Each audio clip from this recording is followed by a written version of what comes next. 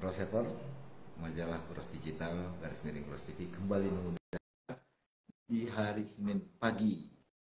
Alhamdulillah pagi ini Cross TV diterima di kantor Ketua Majelis Kehormatan Pusat Ikatan Pejabat Pembuat Hak Tanah periode 2021-2024, yaitu Kang Dr. Udin Narsudin SH MHum, SPN MHum. Nah, Kang, kita ngobrol santai aja, Kang, ya.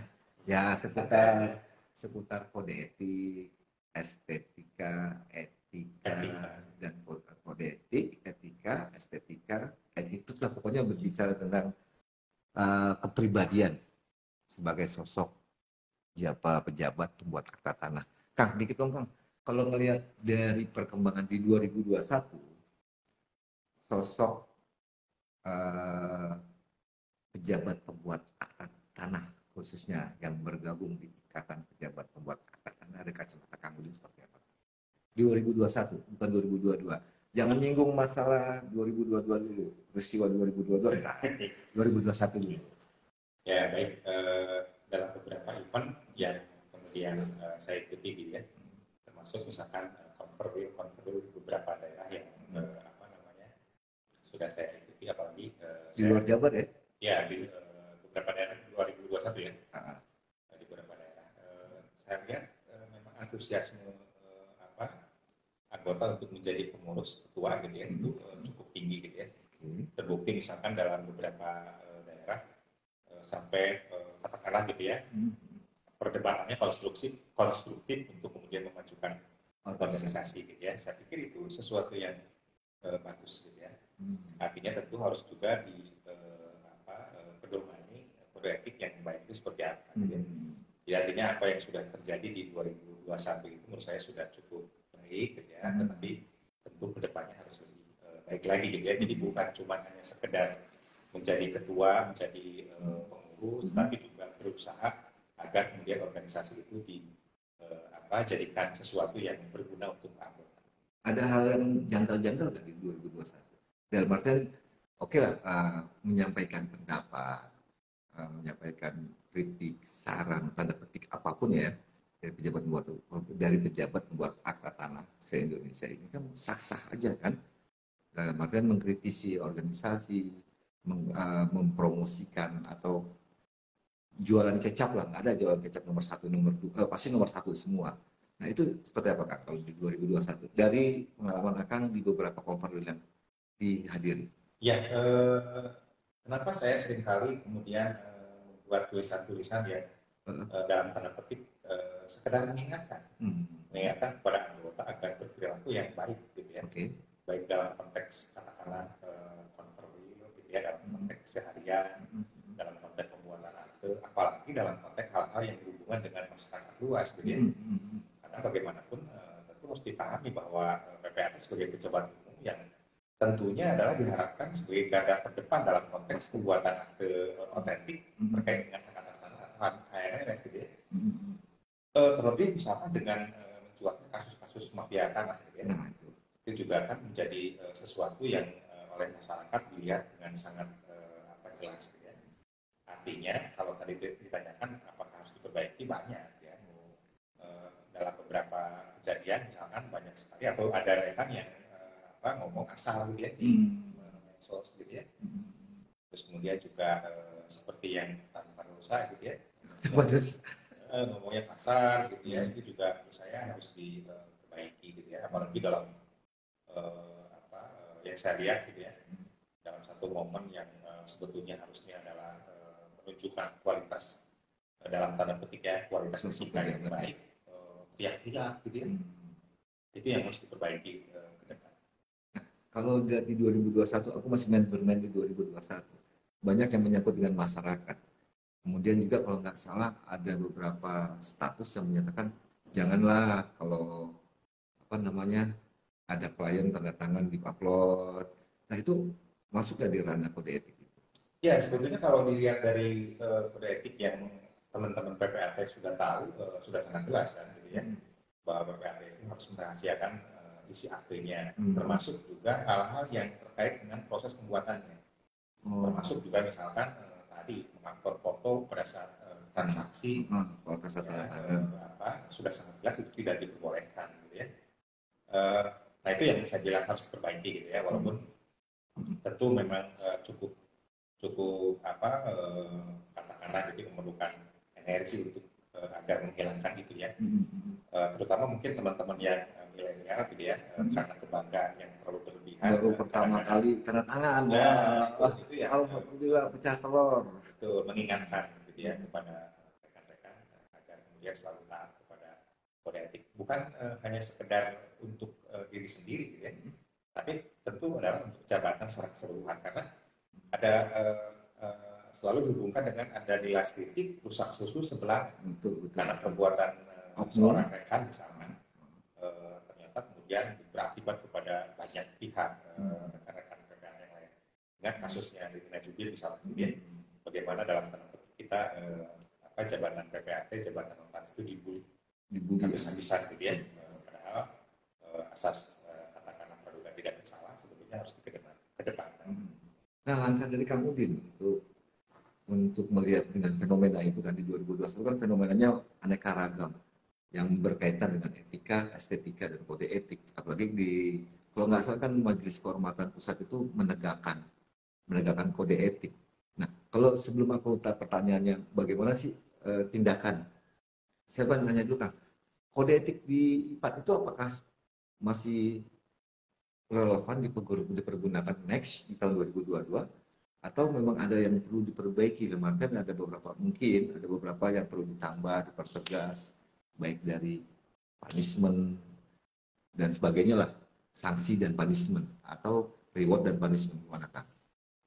Ya, saya sendiri sebetulnya dalam beberapa pidatonya ketum gitu ya, karena saya ngikutin konferensi gitu dan beberapa pidato ketum itu mengatakan bahwa ini eranya adalah penegakan kode etik.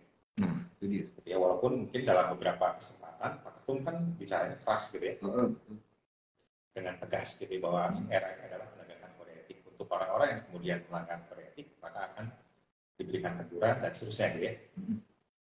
Menurut saya itu langkah yang baik gitu ya, walaupun tentu nanti kemudian catatannya harus dengan terukur gitu ya. Jadi mungkin saja rekan-rekan PPAT yang lain masih menganggap takutnya gitu ya, ada yang masih menganggap bahwa ini hanya omongan gertakan gitu ya. Tapi nyatanya memang sudah dilakukan kan, bagaimana kemudian PPIPAT menegakkan itu gitu ya. Nah artinya kalau ada pertanyaan terkait dengan masih relevan nggak keadaan sekarang, ya mungkin harus ditambahkan gitu ya dalam anggaran diperkuat dasar anggaran rumah tangga ya terkait dengan kode etik ini, penekanannya mungkin harus lebih perluas gitu ya.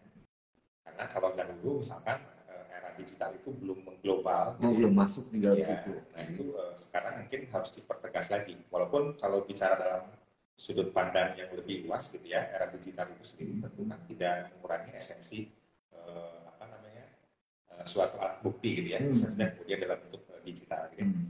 Tapi alangkah baiknya kalau kemudian dalam kode etik itu ditambahkan bagaimana kemudian perilaku dalam konteks keseharian yang kemudian menggunakan alat bukti atau menggunakan digital, menggunakan gadget dan seterusnya gitu ya, yang terkait dengan alat bukti elektronik. Berarti itu memang harus dituangkan ya? Ya, saya bilang tadi, sebetulnya kalau misalkan kita bicara dalam sudut yang luas, normatif gitu ya, kita punya undang-undang ITE. Oke. Ya, undang-undang ITE itu kan dengan sangat jelas menyebutkan yang disebut sebagai alat bukti elektronik itu apa sih? Betul. Nah, itu bisa ditarik dari situ. Gitu ya. Berarti itu dimasukkan di dalam anggaran dasar rumah tangga dan kode etik? Ya, undang-undang sendiri, undang-undang ITE itu kan berlaku untuk secara umum kan? Betul. Secara dalam konteks hal apapun, termasuk tentu dalam hal kita berbangsa, bernegara, dalam konteks kita menjalankan jabatan, apalagi misalkan dalam hal kita sebagai PPAT juga kan sudah memedomani ketentuan terkait misalkan HT elektronik, pengecekan elektronik. Itu sesuatu yang merupakan keniscayaan. Betul. Tidak bisa kemudian kita harus mengikuti itu. Hanya dengan tentu dalam hal bermedsos misalkan, ya, tentu juga harus kita mempunyai patokan-patokan, parameter-parameter yang di dalamnya juga mungkin harus mengadopsi apa yang disebut sebagai alat bukti elektronik. Berarti hal tersebut belum tertuang secara tersurat ya? Betul, tersurat belum. Tetapi kan secara tersirat sebenarnya sudah bisa. Tapi kan kalau bicara tersirat itu kan banyak konotasi, banyak pemahaman yang berbeda-beda. Karena kan ketidaktegasan atau ketidakjelasan. Kalau secara tersirat kan berarti pemahaman ini mungkin berbeda dengan pemahaman ini. Oh ini dia memahami ke arah kanan, yang ternyata yang ini ke arah kiri. Akhirnya kan jadi sesuatu permasalahan baru kan. Itu gimana kan? Ya, itu tadi hukum itu kan tidak sesuatu yang bersifat statis gitu ya. Ilmu hukum itu adalah bersifat dinamis gitu ya. Seiring dengan perkembangan zaman. Makanya kita punya teori-teori hukum dalam konteks bagaimana kemudian suatu aturan hukum itu dijalankan. Ada teori hukum pembangunan, teori hukum integratif, gitu ya, teori hukum progresif, gitu ya. Nah sebetulnya itu muaranya adalah dari benang merah tadi. Kalau disebut bahwa kode etik itu tidak menjangkau hal-hal yang kemudian dilakukan secara digital, menurut saya tidak seperti itu juga. Ya, kenapa? Karena kemudian yang tadi saya bilang suatu aturan itu kadang-kadang secara tersuratnya gitu ya, tapi tersiratnya kan bisa kemana-mana. Betul. Tadi penegakan kode etik itu sendiri misalkan dalam sebuah tulisan. Apakah tulisan itu ansih harus berbentuk tertulis? Padahal undang-undang ITE kan sebetulnya sudah kemudian mengakomodasi yang disebut sebagai alat bukti elektronik. Iya. Atau bukti elektronik. Bentuk tertulis tapi dalam bentuk digital, tidak dalam bentuk fisik. Dan itu tidak bisa dinafikan begitu saja, teman-teman yang kemudian misalkan dalam konteks hukum pidana gitu ya, menyebarkan kebencian melalui media elektronik gitu ya, itu kan sudah bisa banyak yang sudah dicetak. Bagaimana di Bahar misalkan gitu ya, ya tidak dalam bentuk tulisan. Padahal bentuk tulisan yang didigitalkan. Itu contoh ya, Artinya saya ingin kemudian katakanlah menghubungkan sisi tadi alat bukti elektronik atau bukti elektronik didasarkan undang-undang ITE tadi berkaitan dengan bahwa kode etik itu memang harus ditambahkan agar kemudian lebih mumpuni, lebih sempurna gitu ya. Karena bagaimanapun kalau bicara tentang bagaimana penegakan hukum itu sendiri harus kemudian dihubungkan dengan asas legalitas gitu ya. Asas legalitas ada yang kemudian menghubungkannya dalam arti yang sempit. Nah, padahal tidak seperti itu. Nah, ini kan ada yang menarik kalau bicara kode etik itu kan dulu kan yang mengesahkan itu kementerian ya. Mengesahkan kode etik IPAT itu kementerian. Sekarang bukan diserahkan diserahkan ya. Diserahkan ke organisasi baik dalam penegakannya, pelaksanaan penegakan serta bahkan sampai ke hal-hal lain lah misalkan ke organisasi. Nah Kang, kalau nggak salah di informasi ini kan Kang aktif di PIPAT, di pengurus juga aktif, mungkin banyak ngobrol lah dengan orang PP, walaupun abang di MKP kan tetap aja kan ada hubungan karena dua organ yang menjadi satu dalam tubuh organisasi. Benar nggak tahun 2022 itu mau ada rakernas terjadi perubahan rencananya? Ya, tadi kode etik memang kode etik dari PPAT, tapi disahkan atau keputusan menteri ya tahun 2017. Itu hanya keputusan menteri yang kemudian mengesahkan ya.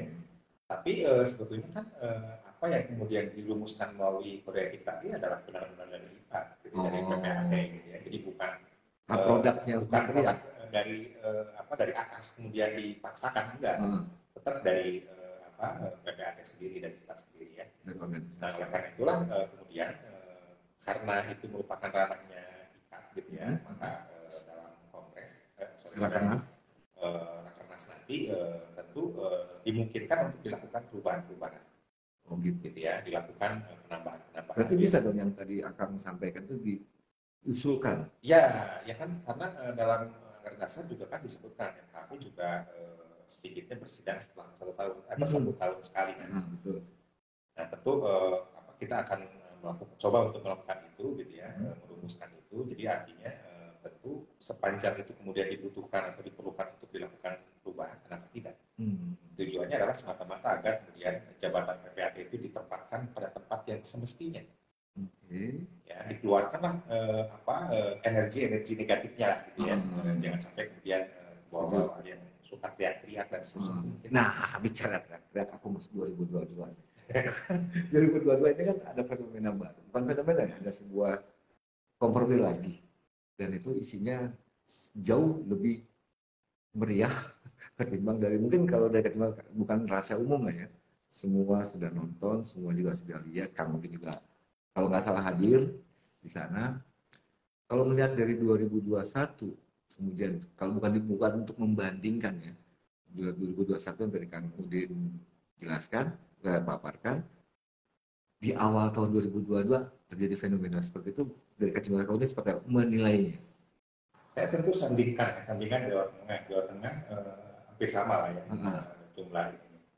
Jawa Tengah rasanya sih mungkin lebih adem. Ya, walaupun ada persaingannya ketat, gitu. Artinya itu sesuatu yang biasa. Namanya persaingan untuk menuju sebagai ketua itu sesuatu yang kemudian normal biasa. Gitu ya.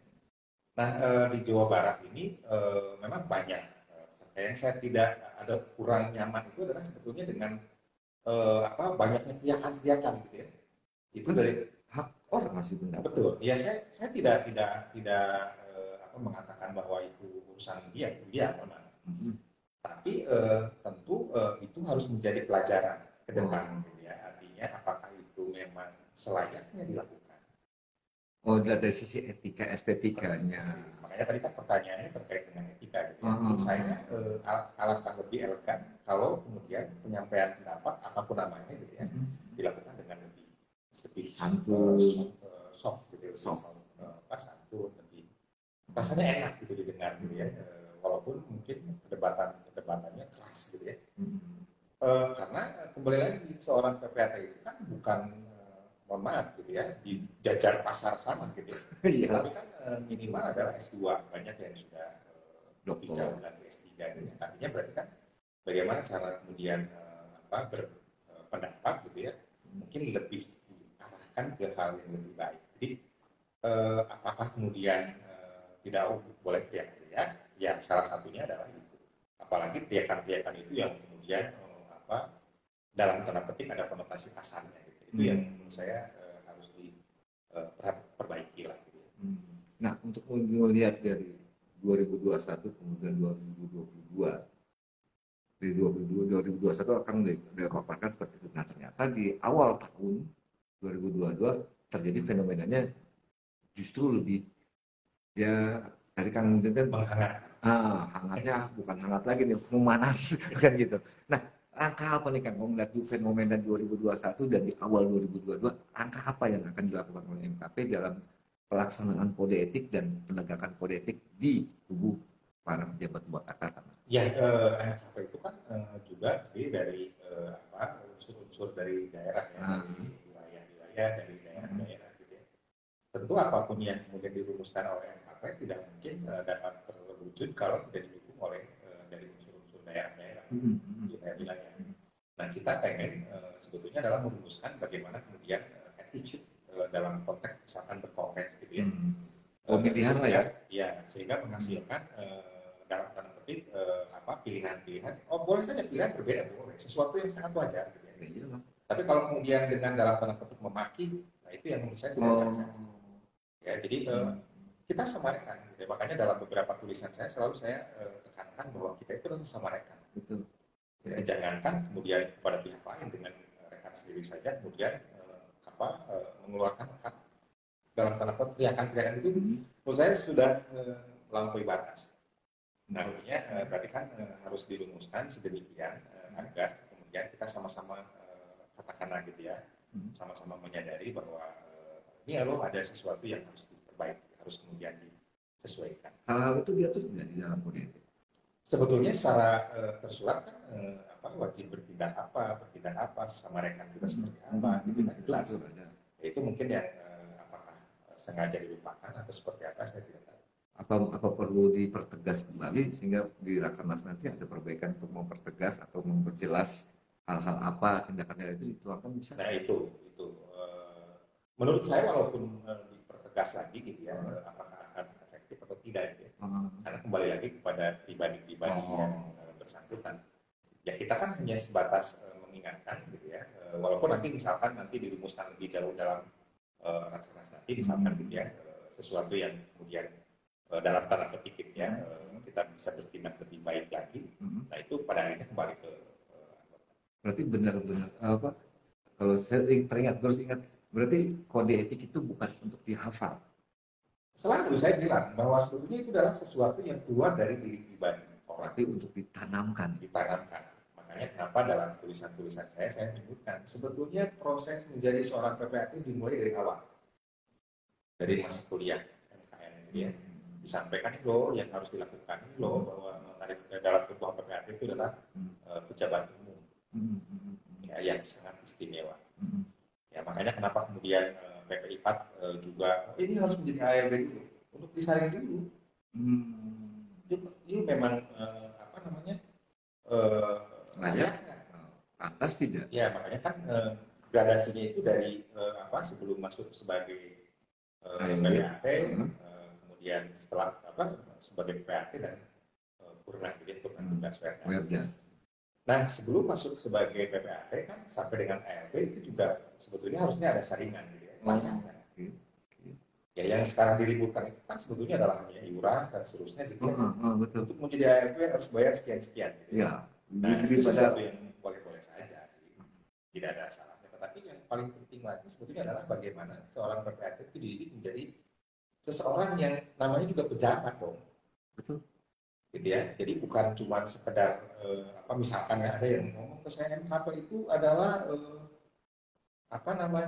buntutnya PP. Buntut PP. Bukan seperti apa-apa PP. Emang ular itu ada seorang yang mengatakan itu ARB. Berarti dia tidak paham. Lalu kan aku potong. Bukannya gini loh, ini koreksi ya kalau gue salah. Organisasi itu kan terdiri dari beberapa unsur. Ada beberapa organ lah istilahnya. Ada organ pengurus, ada organ MKP itu kan kehormatan, dan ada 2 organ atau ada beberapa organ. Kalau di IPAT ada berapa organ? Itu tadi, makanya kan majelis kehormatan. Itu satu organ sendiri kan? Satu organ sendiri, pengurus satu organ sendiri. Ya, bukan bergabung gitu kan? Itu tadi berarti kan harus dipahami oleh yang namanya ARB. Ya, sebelum masuk ke organisasi makanya harus dipahami dulu. Ini loh, organ-organ itu apa, organisasi itu apa, seterusnya dan seterusnya. Kan ini juga sudah dijelaskan. DKP kalau di sana. Ya, makanya kan di ini juga ada ARB dong. Pasti. Sebelum masuk ke situ dites dulu, layak nggak? Sampai kemudian ini juga kan diinikan, kenapa kemudian ini dipersoalkan? Padahal dalam konteks kode etik itu sendiri kan harus dimulai dengan awal itu. Betul. Barulah masuk ke masa setelah kemudian dia lulus. Ujian PPAT kan, lulus ujian PPAT. Nah, di dalam ujian PPAT juga kan diberikan materi terkait dengan kode etik gitu. Nah, setelah itu kemudian peningkatan kualitas juga sama. Ya, bukan hanya sekedar omong-omong kosong yang nggak jelas itu yang namanya. Apalagi jadi buntut. Nggak ada cerita begitu. Kok jadi dipahami? Makanya kaget MKP buntutnya PP. Nah, itu ada ular dong. Ya, makanya saya bilang tadi tentu harus dipahami. Ya, sebelum pada masa sebagai PPAT dan setelah. Nah, itu juga senafas dengan yang disebut sebagai pertanggungjawaban dalam konteks dia selaku PPAT. Ya. Pada saat menjadi PPAT dan setelah. Ya, karena tanggung jawab PPAT juga sama sampai dengan helaan nafas yang terakhir. Artinya dari apa yang saya rangkaikan tadi, sebetulnya kode etik itu bukan sesuatu yang katakanlah hanya manis di mulut saja, itu harus dilaksanakan. Berarti benar-benar harus tertanam dan dipraktikkan. Ya, dalam berbagai macam event dia sebagai ARB yang akan katakanlah masuk ke dalam ranah jabatan PPAT, event di mana seseorang sudah menjadi PPAT dan kemudian katakanlah dalam pemilihan ketua dan seterusnya, termasuk dalam bagaimana menjalankan jabatan, kemudian dia menjadi rekanan bank dan seterusnya. Nanti mau terhadap masyarakat, terhadap klien, terhadap stakeholder, terhadap rekan atau apapun ya. Betul, makanya kan kode etik itu adalah merupakan kontrol sosial dalam konteks dia bagaimana, seperti apa dan seterusnya. Jangan sampai seakan-akan yang namanya kode etik itu sebagai pajangan, itu yang keliru. Dibaca pada saat pemilihan aja. Betul. Ya, maksud pemilihan baru mau ujian baru baca. Besok ada pemilihan ketua Pemda baca. Begitu. Nah, dari peristiwa ini, tindakan apa yang bisa dilakukan oleh MKP melihat hal-hal tersebut? Ya, kita sih sebetulnya masih sebatas mengimbau gitu ya. Nggak tegas tuh. Ya itu tadi sebatas itu dulu gitu ya. Karena bagaimanapun euforia terkait dengan pemilihan itu kadang-kadang dianggapnya misalkan kita pro sana pro sini gitu ya. Nah, itu dia. Padahal kita tidak dalam kapasitas itu. Apalagi misalkan ya di suatu daerah, saya daerahnya di tempat lain kok. Iya, di Banten. Tidak dalam konteks mendukung siapa, tidak ada cerita begitu.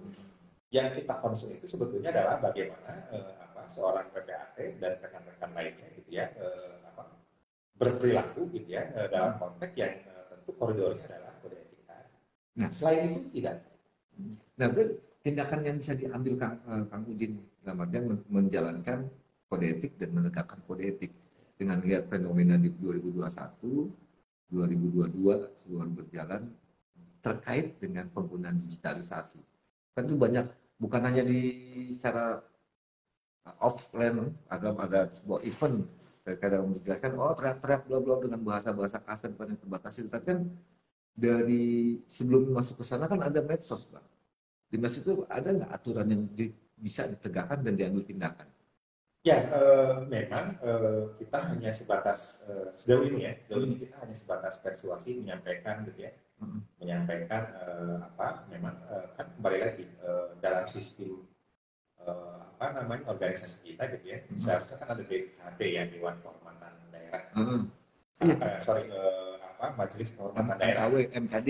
Ada ya. Tapi kan nggak ada kan? Adanya kan MKW.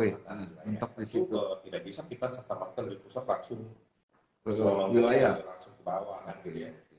Nah, artinya memang mungkin nanti sebilang tadi di rakernas tadi diharapkan ada perubahan-perubahan yang kemudian signifikan. Ada penambahan mungkin ya? Ya, supaya nanti lebih efektif gitu ya. Karena tadi dalam beberapa kesempatan itu sebenarnya bukan ranahnya kita kan, karena masa di daerah langsung sama MKP kan nggak mungkin. Memang harus ada MKD. Iya. Tapi kalau MKW ya kalau pengdanya dikit 7, kalau pengdanya 26, 23, apakah sanggup MKW dengan 3 orang menangani ribuan orang?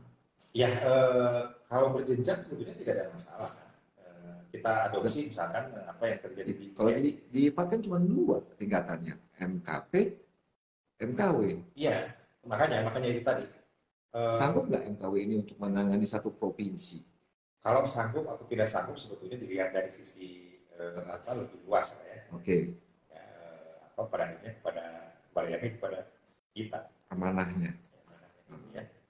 Kadang-kadang kan lebih senang kalau kita kemudian menyampaikannya dengan persuasif sebetulnya. Kalau kemudian ternyata sudah berubah dengan apa yang kemudian kita minta kepada rekan gitu ya, kenapa enggak?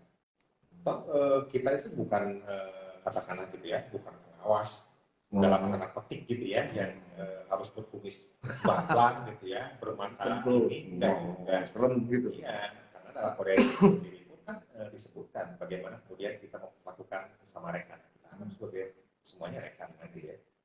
Itu artinya kalau ditanyakan terkait dengan dalam tanda petik eksekusi ya memang harus negosiasi dulu ya.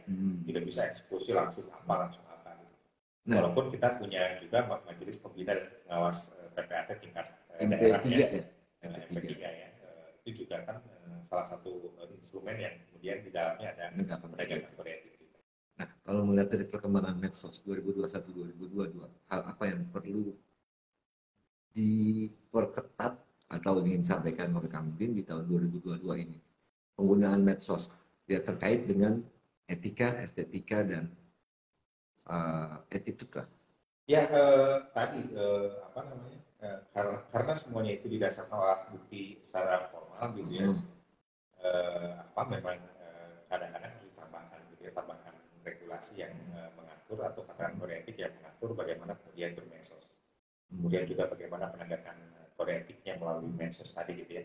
Misalkan apakah bisa dipanggil dan seterusnya gitu ya. Dalam beberapa tulisan saya juga kan sebetulnya ya dimungkinkan saja gitu ya. Tapi kemudian apakah kesadaran untuk kemudian memahami konteks aturan itu kemudian bisa diterima atau tidak. Nah, kalau penyampaian bahasa-bahasa di medsos itu menurut Kang Udin, dari pengamatan Kang Udin sebagai MKP, sudah sejalan nggak dengan kode etik, etika, dan ya ada beberapa ya yang bisa kita pedomani gitu ya, hal-hal yang seharusnya tidak usah dipilih seperti itu gitu ya. Dengan menyerang orang lain gitu kan, menyerang orang lain itu kena pasal nggak? Kalau orang pengacara kan itu kena pasal nggak?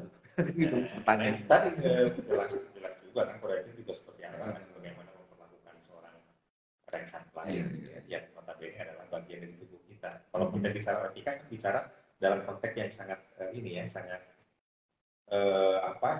etis gitu ya, sisi moral gitu ya. Jadi kalau kita memperlakukan orang lain, apalagi dalam satu organisasi yang sama gitu ya, berarti kan kita harus memperlakukan badan kita sendiri kan gitu. Nah, kalau kita kemudian menganalogikan badan, berarti kan kalau tangan kita sakit ya kita juga pasti merasakan sakit dong. Betul. Berarti nggak boleh bully dong.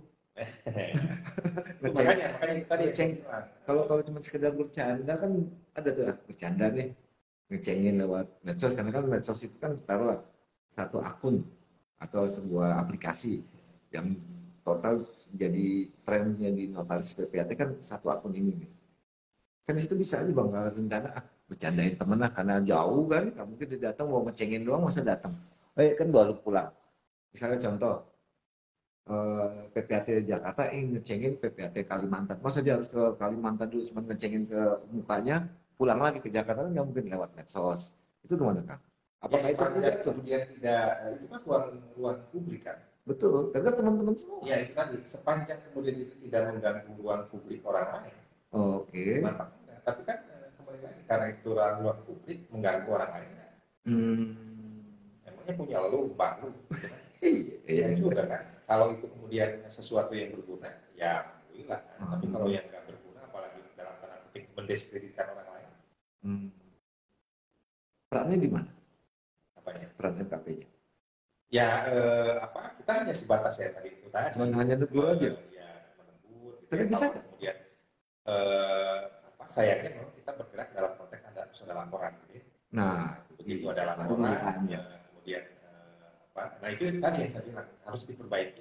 Baru mau ditanya tuh. Ya, selama ini kan selama itu kan himbau, nggak ada tindakan nih. Ya kalau sekedar himbau doang, orang masuk ke lingkaran buat ubun kan.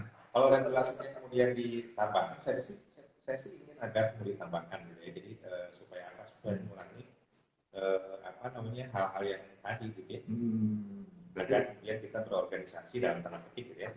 Kemudian kita menjalankan jabatan juga penuh dengan sesuatu yang kemudian kita bisa banggakan. Gitu. Liberal-liberalkan dan nanti bisa dituangkan gitu, ada punishment-nya, apa langkahnya. Tapi kalau bicara punishment harus ada reward dong. Ya, sebetulnya kalau reward kan setiap organisasi pasti ada sesuatu yang kemudian bisa disampaikan kan, gitu, masuk juga diterima gitu ya. Kalau baik ya berarti kan kondisinya baik, berarti kan bisa kemudian mendapatkan klien yang lebih baik lagi, lebih banyak lagi. Bukan berarti dari MKP yang harus diberikan penghargaan. Nah itu tidak penting juga. Sesuatu yang kemudian dikeluarkan dalam konteks yang seperti itu tadi ya.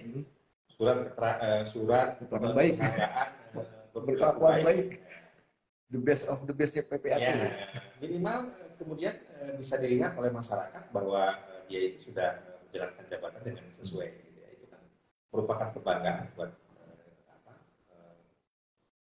yang punya jabatan itu, gitu ya. Jabatan PPAT.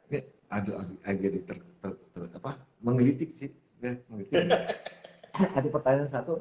Saya Kang Udin mau jawab atau enggak nih, cuman sekedar nanya aja. Kang Udin datang ya kan di Bandung ya?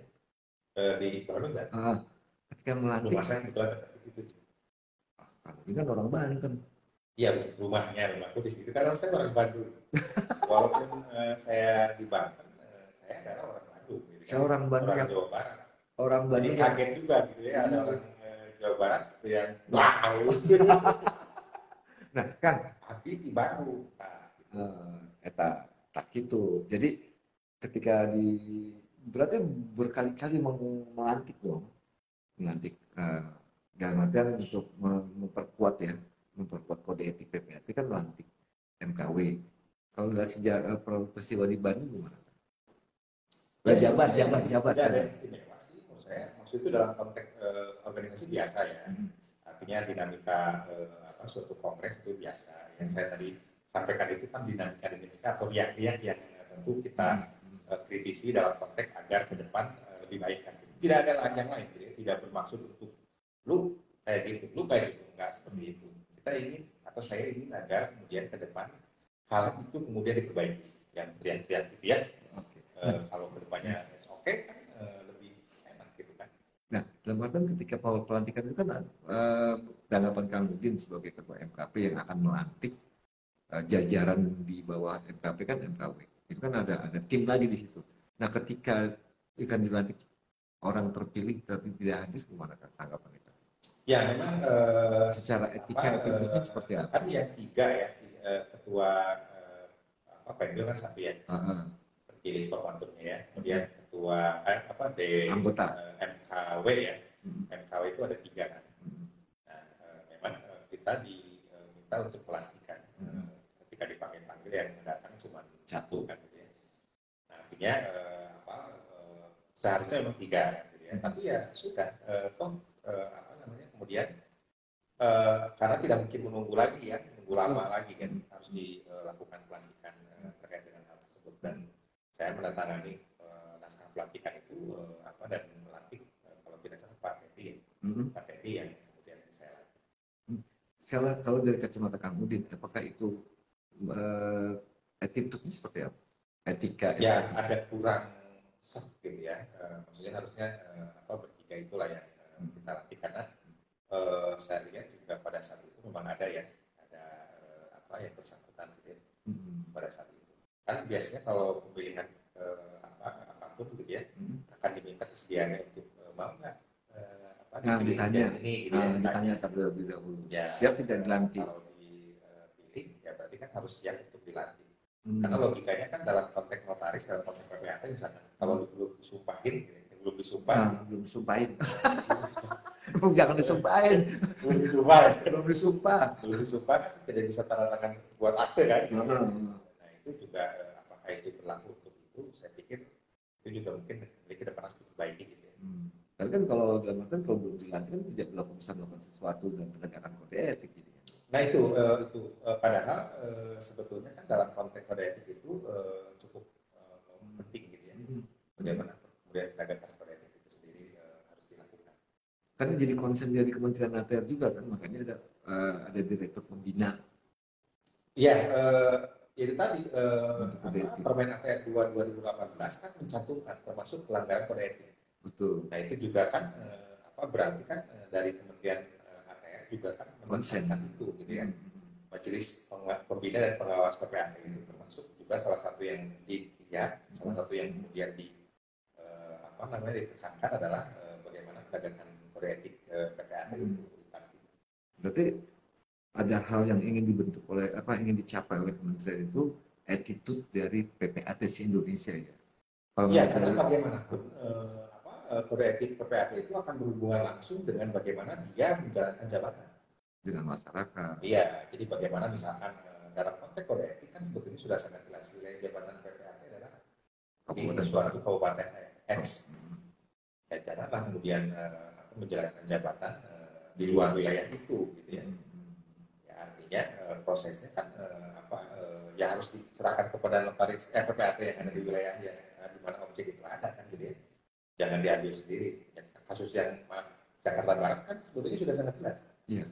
Bagaimana pelanggaran kode etik itu kemudian ternyata berakibat ke dalam konteks pelanggaran yang lebih besar, jauh ya, lebih luas, tanggung jawab pidana misalkan. Nah, kalau untuk langkah penegakan itu apakah hanya sebatas pembinaan, pemberian materi gitu aja kah? Ya kalau pembinaan dan pengawasan itu kan sebetulnya ada dua, dalam konteks preventif, dalam konteks represif. Ya. Nah kalau kita meminjam apa yang kemudian dilakukan oleh Majelis Pembina dan Pengawas PPAT kan dalam konteks preventif ya memberikan pemahaman-pemahaman. Ya kemudian menyampaikan ini harus begini, harus begitu dan seterusnya gitu ya. Nah tapi dalam konteks represif ya pemberhentian. Gitu kan. Sementara tetap permanen? Ya kalau kita meminjam MP3 tadi gitu ya. Pemberhentian itu ada segala macam kan. Pemberhentian sementara misalnya, pemberhentian berapa lama gitu ya, pemberhentian dengan hormat, pemberhentian dengan tidak hormat gitu ya, tergantung kadar dari apa yang kemudian dilanggar gitu ya. Nah, oleh karena itulah karena kemudian yang dilanggar misalkan sudah sangat berat dan itu mengakibatkan merugikan pihak lain gitu ya. Nah, itu bisa kemudian berakibat kebijakan. Nah, kembali ke masalah buntut dan kepala nih, aku agak singgung sedikit. Dalam penegakan itu apakah dari pihak Kang Udin nih, MKP bekerja sama dengan PP IPAT dalam penegakan kode etik untuk hal penyampaiannya, entah kode etik, entah secara preventif, entah secara gimana Kak? Ya, memang surat-surat yang masuk ke kita gitu ya, kan kadang-kadang tidak melewati daerah dulu. Oke. Nah itu yang kemudian harus diinikan ke masyarakat gitu ya. Masyarakat itu kalau misalkan ada melaporkan dalam tanda petik seorang PPAT dalam konteks pelanggaran kode etik itu bukan datangnya itu ke MKW. Daerah dulu, MKW dulu gitu ya, tapi banyak yang masuk ke PP. langsung gitu ya. Langsung ke pusat. Apa Nah, itu yang mungkin harus ke depan itu harus ya istilahnya diperdayakan lah gitu ya. Betul tadi kali kamu ya, berarti perlu ada satu lagi namanya MKD. Betul, itu yang mungkin harus dipikirkan gitu ya. Jadi, nanti yang saya bilang tadi di pekan baru beliau dalam rakernas itu nanti mungkin kita akan usulkan. Sehingga surat-surat nggak langsung ke PP tapi bisa lewat MKD. Ya, karena kan di luar konteks kewenangan kita dulu, gitu kan? Ya betul. Kalau misalkan belum dari daerah, bagaimana kita memantau dan seterusnya, gitu ya? Berarti bisa ribuan. Iya, ada beberapa lah ya. Yang ada juga yang mungkin masuk ke MKW, tapi diselesaikan di MKW, misalkan itu mungkin udah. Kalau dari kacamata kamu, Din, hal apa ya, laporan apa yang banyak dilaporkan ke masyarakat terhadap tindakan-tindakan PPAT Indonesia? Iya, memang kalau yang masuk ke kita sebetulnya bukan dalam ranah kode etik aksi gitu ya. Tapi misalkan tanda tangannya sebetulnya bukan oleh orangnya. Berarti kan itu sebetulnya ranahnya kode etik gitu ya. Oh ini BPHTB-nya maaf nggak dibayar-bayar dalam tanda petik dilep gitu ya. Nah itu kan bukan ranahnya kita juga secara langsung gitu ya. Artinya hal-hal yang seperti itu. Karena apa? Karena memang akses masyarakat ke PPAT mungkin nggak terlalu ini ya, ke majelis kehormatan daerah misalkan ya, atau majelis pembina dan pengawas PPAT gitu kan, karena mungkin belum masif atau tidak dipahami oleh masyarakat gitu. Jadi akhirnya langsung ke PP IPAT dan apapun ya mau ditujukan ke MKP. Apapun yang merasa dia dirugikan, lapor aja. Betul, padahal kan kita MKP misalkan sebatas yang itu adalah merupakan pelanggaran terkait dengan apakah nanti di 2022 Kang Udin akan menggandeng kementerian untuk penegakan dan pembinaan penegakan dan pelaksanaan kode etik? Nah itu nanti mungkin harus dibicarakan dengan teman-teman tim. Berapa orang sih Kang? Sekarang Pak. 4. Ada Pak Ari, ada Pak Awin, ada Pak Peter. Oke, itu bisa dong mendapatkan kan tadi Kang Udin bilang kementerian aja fokus terhadap kode etik ini. Bahkan ada satu Kang Udin bilang yang tadi kamu lupa aku namanya itu penegakan kode etik kan pengen banget menegakkan kode etik di tubuh PPAT atau di pelaksanaan PPAT. Nah berarti kan ini perlu peran aktif dari MKP untuk penegakan ini. MKD kalau nanti bisa mudah-mudahan, amin. Doainnya Grosseper atau sekalian aja deh Grosseper, kemudian minta dukungan agar lahirnya MKD. Karena tujuannya apa? Agar penegakan dan pelaksanaan kode etik itu dapat terlaksana dengan baik sehingga laporan-laporan masyarakat itu bisa tersaring ya. Oh ini masalah kode etik ke MKD, oh ini melanggar jabatan ke PP Pengda dan sebagainya. Ada nggak gambaran sedikit kalau di 2022 ini setelah nanti ya untuk mungkin sedikit apa sih yang ingin Kang Udin atau MKP lakukan di 2022 terkait dengan pelaksanaan dan pembinaan pelaksanaan dan penegakan kode etik yang dihubungkan dengan kementerian. Ya, sebetulnya memang dua hal yang tidak bisa lepas begitu saja ya kalau dalam konteks kementerian gitu ya. Karena meskipun kita hanya bicara dalam konteks kode etik kepala kode etik, tapi kan kembali lagi dihubungkan dengan jabatan. Betul. Ya jabatan PPAT pasti membuat akte dong gitu ya. Nah, itu selalu terkait dengan itu gitu ya. Makanya bagaimana kemudian kita menjalankan jabatan kalau kemudian kode etiknya sendiri masih belum maksimal. Itu tadi kenapa kita menyarankan agar ya berperilakulah yang baik gitu ya, berperilakulah yang lebih santun gitu ya. Karena nanti dalam konteks pembuatan akte juga apalagi gitu kan berhubungan dengan masyarakat yang dengan teman sendiri aja kayak gitu ya. Takutnya dengan masyarakat lebih serem lagi. Saya atau kita hanya sebatas memberikan masukan, memberikan respons yang kemudian yang kita lihat sendiri, yang kita saksikan sendiri gitu ya. Karena kan Pak Mahfud dia menyiarkan secara langsung kan? Bukan. Handphone bang. Saya nggak bisa nyari langsung handphone kan. Nah ada yang menarik tadi kan sebelum masuk aja harus ditanamkan kode etik, disaring dulu. Apakah nanti ada MKP bekerja sama dengan kementerian, kemudian berhubungan dengan prodi-prodi dalam penegakan atau penyampaian kode etik itu? Ya, sebetulnya kan yang sudah dilakukan oleh kementerian juga pada saat peningkatan kualitas gitu ya. Pada saat seorang PPAT yang baru lulus kemudian akan dilantik, akan di hotel Royal itu kan itu salah satu yang upaya yang dilakukan oleh kementerian kan. Dalam rangka apa? Dalam rangka kemudian memberikan pemahaman. Baik, salah satunya dalam konteks kode etik ya. Makanya kode etik itu kan diberikan kepada katakanlah PPI 4, kepada MKP gitu ya, yang boleh memberikan masukan, yang memberikan materi ya. Saya misalkan beberapa kali memberikan masukan terkait dengan materi tadi gitu ya. Itu sebetulnya langkah yang sudah dilakukan. Hanya kembali lagi kepada pribadi orangnya. Nah itu yang kemudian kita tekankan nanti gitu ya. Kita menyentuh masyarakat gitu ya, agar kemudian berperilaku yang lebih baik. Nah, yang hanya sebatas itu. Kalau di abang tertua ya, kan sudah masuk di kurikulum. Ya, ada materi tersendiri yang disampaikan kepada mahasiswa, yaitu materi kode etik notaris. Nah, sedangkan persyaratan untuk menjadi PPT kan nggak jauh berbeda, S2 MKN. Nah, apakah kedepannya mungkin ada ini sedikit kritikan dan masukan mungkin kalau diterima ya alhamdulillah. Apakah tidak menutup kemungkinan kode etik PPT juga disampaikan di kampus-kampus? Ya sebetulnya waktu saya menjadi pejabat ya, kalau nggak salah di MKM apa gitu ya. Lupa ya. Lupa saya. Pada saat saya kaprodi itu saya sudah juga mencantumkan dalam RPS gitu ya, bahwa kode etik itu bukan kode etik notaris saja. Oke. Tetap termasuk di dalam kode etik PPAT. Ya, jadi artinya dalam mata kuliah tadi dipecah satu kode etik notaris, kode etik PPAT, termasuk tentu dalam konteks teknik pembuatan akte PPAT. Itu juga kita masukkan itu materi terkait dengan bagaimana kemudian penuangan dalam konteks akte tadi berhubungan dengan kode etik. Dan juga MKN seluruh Indonesia juga sebetulnya sudah bekerjasama dengan atau membuat suatu MOU dengan PPI PAN. Terkait dengan misalkan dosen-dosen yang mengajar mata kuliah teknik pembuatan akte tanah, kemudian pertanggungjawaban PPAT, itu adalah PPAT yang kemudian memadai dalam tanda petik gitu ya.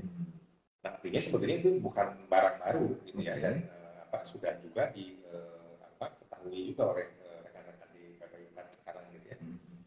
Nah, Pak Ketua Umum juga kan sebetulnya dosen di MKN gitu ya, terkait dengan mata kuliah yang memang sebetulnya terkait dengan itu. Artinya itu bukan sesuatu yang barang baru gitu ya. Dan kan kalau bicara kampus atau prodi MKN itu kan bukan hanya 1-2 kampus bang, bahkan saat ini 44. Apakah kontrol 44 itu benar-benar menyampaikan kode etik PPAT itu di samping menyampaikan kode etik notaris? Kalau seandainya menjadi sebuah mata kuliah kayak kode etik notaris kan mau tidak bukan akan disampaikan. Ya, kembali lagi. Tidak secara tersirat gitu. Iya. Magister penotariatan swasta terutama gitu ya. Kalau yang negeri kan sebetulnya saya ngajar di UNS ya. Kalau di swasta MKN swasta Indonesia itu kan berorganisasi gitu ya, berkumpul dan berwadahnya. Nah, kita menyusun RPS waktu itu. Waktu itu saya masih di MKN mana gitu ya. Nah, sekarang saya kan ngajar di Unpas, MKN Unpas gitu ya. Di dalam MKN Unpas juga disebutkan bagaimana kemudian kode etik itu dijalankan dan seterusnya gitu ya. Artinya bagaimana kemudian penyamaan persepsi terkait dengan RPS di MKN itu kemudian dijalankan gitu ya. Karena dulu dari mulai di Semarang, di Surabaya, di mana gitu ya, itu selalu dijalankan bagaimana kemudian RPS terkait dengan mata kuliah tertentu di dalam konteks MKN itu kemudian disamakan antara satu RKN satu universitas dengan yang lain. Saya rasa sih itu udah berjalan ya, hanya mungkin penguatan terkait dengan itu. Tapi kalau itu kalau itu menjadi satu mata kuliah tersendiri kan, kan menjadi sebuah mata kuliah wajib atau pasti akan dipelajari. Kayak kode etik notaris kan ada mata kuliah sendiri. Sedangkan kode etik PPAT kan belum masuk dalam mata kuliah tersendiri, tapi tersirat di dalam kode etik notaris. MKN itu kode etik notaris dan PPAT. Sekarang ini? Iya. Kode etik notaris dan kode etik PPAT. Berarti karena sebetulnya kan makin banyak dipelajari, sebetulnya juga kan tidak akan makin baik juga kalau kemudian tidak tertanam. Betul. Penanaman kode etik itu sendiri sebetulnya adalah berangkat dari nilai tata baik dari yang bersangkutan. Gitu ya. Maaf, kalau dari awalnya memang dia sengaja untuk jadi notaris itu, jadi PPAT itu adalah untuk X, itu akan X. Gitu. Makanya kan dalam sumpah jabatan PPAT dilarang untuk, gitu. Dilarang untuk. Tidak boleh menjanjikan dan seterusnya. Kalau di awal dia udah dijanjikan sesuatu atau menjanjikan sesuatu, nah itu udah tanda petik ya. Oke, terakhir Kang, di tahun 2002 harapan Kang Udin terhadap kode etik, etika, estetika, khususnya di ikatan pejabat buat angkatan. Ya, sudah cukup banyak sih sebetulnya yang di PPAT ya, di Fatma ya. Yang sebelah mungkin nanti harus apalagi sekarang menghadapi kontestasi. Ya, itu juga mungkin harus sama-sama dikawal gitu ya. Baik kita sebagai PPAT gitu ya maupun karena kan dalam satu orang yang sama bisa dua jabatan gitu ya. Asal kayak koin. Walaupun kayak kucing dalam ini ya, kucing kayak Tom and Jerry gitu. Tom and Jerry. Berteman tapi berantem dulu. Nah, ya itu mungkin mudah-mudahan ke depan lebih baik lagi. Nah, artinya 2022 itu revolusinya tuh harus revolusi mental yang beneran gitu, bukan. Tahu Kang, bicara revolusi aku jadi nggak mau terakhir deh.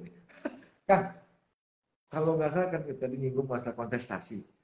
Kalau dari kacamata Kang Udin ini bukan sebagai MKP ya, lepas jaket MKP, sekarang aku nanya Kang Udin sebagai notaris PPAT Kota Tangerang Selatan. Kang, kalau nggak salah mau ada kontestasi, tapi di situ orang ya boleh lah mencalonkan kan boleh dong, dicalonkan boleh. Ya hak, Kang nggak boleh kan yang jadi ketua umum, mau nggak forever? Nggak mau. Nah, ini kan kalau bukan rasa umum ya, kalau ketika mau ada kontestasi kan pasti ada penyaringan. Itu biasanya kalau nggak di prakongres, kalau di INI kan prakongres. Kalau di IPAT sama ya prakongres juga ya. Kan itu disaring, baru muncullah para kandidat. Tapi kan belakangan ini fenomenanya agak terbalik nih kan. Prakongresnya belum, tapi jualan kecapnya sudah. Kalau dari sisi Kang Udin seperti apa tuh fenomena ini? Ya kalau secara pribadi, belum menceritakan bahwa ini calon ini sebenarnya nggak ada masalah gitu ya. Hampir sama dengan presiden kan, sudah menggadang-gadang gitu ya. Itu tidak ada masalah gitu ya. Tapi kan batasnya itu nanti setelah ditentukan gitu ya, itu calonnya. Gitu kalau nggak salah ada 3 tim ya, tim film, tim lead, tim waspada. Ya. Pasal 19 kontrol ya. Nah itu kan ditentukan gitu ya, bagaimana kemudian mereka menentukan apakah memang memenuhi syarat tidak gitu ya. Nah barulah kemudian itu bisa dikatakan sebagai bakal calon. Baru boleh kampanye gitu? Iya, boleh melakukan itu dan tentu di dalam organisasi juga disebutkan batas-batas bagaimana kampanye itu dilakukan kan gitu ya. Tapi kalau kemudian dia memperkenalkan diri, ini gue, ini loh saya, gitu ya. Bisa kemudian orang Bandung. Ya nggak ada masalah, karena kita juga sudah tahu sendiri kan gitu, siapa yang akan menjadi calon dan seterusnya. Gitu. Yang paling penting sebetulnya adalah menyampaikan program, bukan menjelek-jelekan orang gitu ya. Itu yang paling penting. Kalau udah menyerang orang gitu, black campaign gitu ya. Istilahnya black campaign. Sebagai anggota merasa loh kok. Ya, saya sangat ingat dulu ketika saya masih masuk sebagai anak baru gede gitu ya, ABG organisasi. Mereka itu senior-senior itu mengajarkan dengan santun gitu kan. Senang banget gitu ya.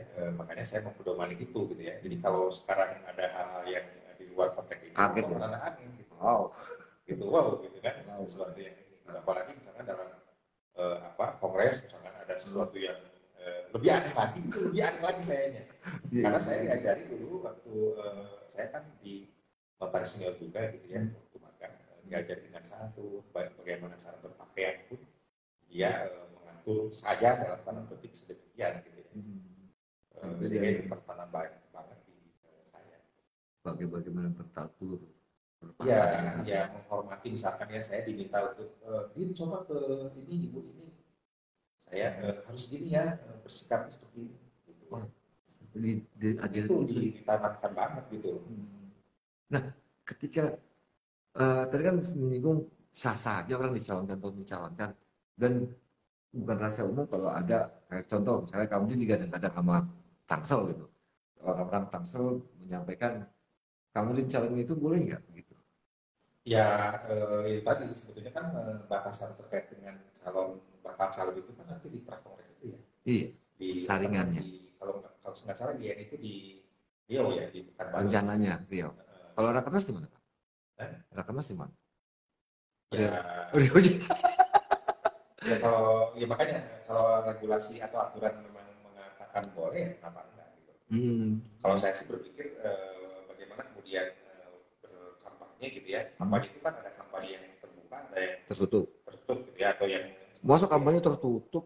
Ya, siapa yang dengerin, nggak ada yang tertarik dong kalau tertutup. Ya, artinya gini, sekarang kan belum ditetapkan ya bagaimana mau terbuka. Iya. Salah-salah dianggap sebagai pelanggaran kan. Iya, benar. Belum ditunjuk, tapi kampanye ya nggak boleh lah. Iya. Tapi kan batasan kampanye istilahnya tertutup. Ya, dalam tanda petik ya. Kampanye terselubung. Oke. Kang, terakhir deh penutup. Harapan Kang Udin di tahun 2002 dalam hal penegakan kode etik. Ya, yang terpenting kita harus menyadari bahwa kita itu adalah pejabat umum yang istimewa. Adalah jabatan terhormat pada juga gitu ya. Oleh karena itulah tempatkan diri kita sendiri pada jabatan itu, gitu ya. Dengan cara apa? Dengan cara berbuat baik, gitu ya. Jalankan jabatan dengan baik, termasuk juga jalankan kode etik dengan baik. Terkait dengan pembuatan apa mungkin? Jadi ini kan kode etik. Salah crossover, penutupan yang kacau. Oke, crossover, demikian. Jadi ada beberapa hal yang perlu digarisbawahi bahwa kode etik itu bukan hanya untuk dihafal, tapi tertanam di dalam jiwa, dan itu kembali lagi kepada individu masing-masing dalam memahami, menanamkan kode etik khususnya IPAT di dalam diri masing-masing, sehingga dalam melaksanakan pekerjaan sebagai PPAT, karena terkait dengan masyarakat, terkait dengan stakeholder, bank dan sebagainya, itu etika, estetika bisa dijaga. Oke, Brosepers, sampai jumpa di liputan dan bincang santai Bros TV selanjutnya. Wassalamualaikum warahmatullahi wabarakatuh.